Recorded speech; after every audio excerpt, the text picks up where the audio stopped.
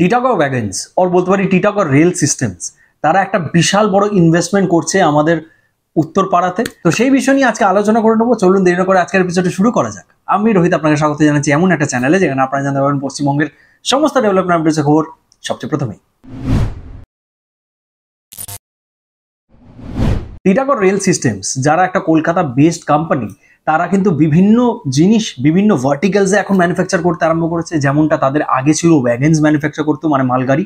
তারপরে তারা এলো মেট্রো কোচেস, অ্যালুমিনিয়াম বডির মেট্রো কোচেস, যেটা তারা পুনে মেট্রোর জন্য করলো, ব্যাঙ্গালোর মেট্রোর জন্য করলো। রিসেন্টলি একটা খবর এসেছে যে আহমেদাবাদ সুরত তো তারা করছেই। তারপরে মুম্বাই মেট্রো লাইন নাম্বার 5-এর জন্য তারা ম্যানুফ্যাকচার করতে চলেছে মেট্রোস। শুধু তাই নয়, তারা এই মুহূর্তে বন্দে ভারতের জন্য হুইল সেটস আর কোচেস তৈরি করছে।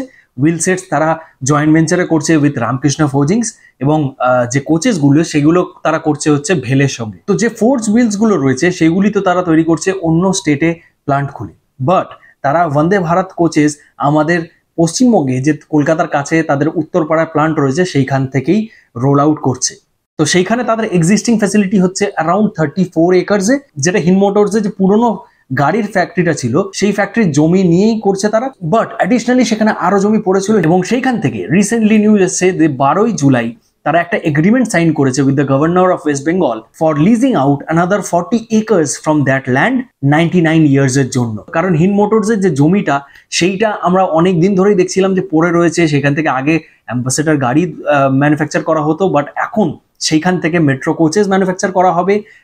বন্দে ভারতের যে কোচেসগুলো সেইগুলি রোল আউট করা হবে, এবং সেই জমিটি তারা অ্যাকোয়ার করেছে 126.63 crore রুপিস ব্যয় করে। যে জমিটি will provide crucial space for establishing extra production infrastructure and dedicated areas for forming, testing and commissioning of metro coaches and Vande Bharat trains, যার মধ্যে একটা টেস্টিং ট্র্যাকও থাকতে চলেছে, which will be of sufficient length for conducting adequate dynamics and running tests of all trains before delivering for passengers uses. TRS और বলতে পারি Titagarh rail systems এর একটা ভিশন রয়েছে বাই ফিনান্সিয়াল ইয়ার 2028 তাদের ক্যাপাসিটি 850 কার্স ম্যানুফ্যাকচারিং এ নিয়ে চলে যেতে চলেছে। তো এই স্টেপটি হেল্প করতে চলেছে তাদেরকে সেই ভিশনটা অ্যাচিভ করতে, কারণ এই মুহূর্তে তাদের প্রোডাকশন ক্যাপাসিটি অ্যারাউন্ড 300 কার্স। সেটা এই জমিটি অ্যাকোয়ার করার পর, মানে বুঝতে পারছেন জমির সাইজ ডাবলেরও বেশি হয়ে যাচ্ছে। সেটা অ্যাকোয়ার করার পর তাদের প্রোডাকশন ক্যাপাসিটি আরো বাড়বে, which is a great thing for Kolkata based company. এবং যেমনটা আমি বলছিলাম, তারা ওয়াগন ম্যানুফ্যাকচারিংও করে।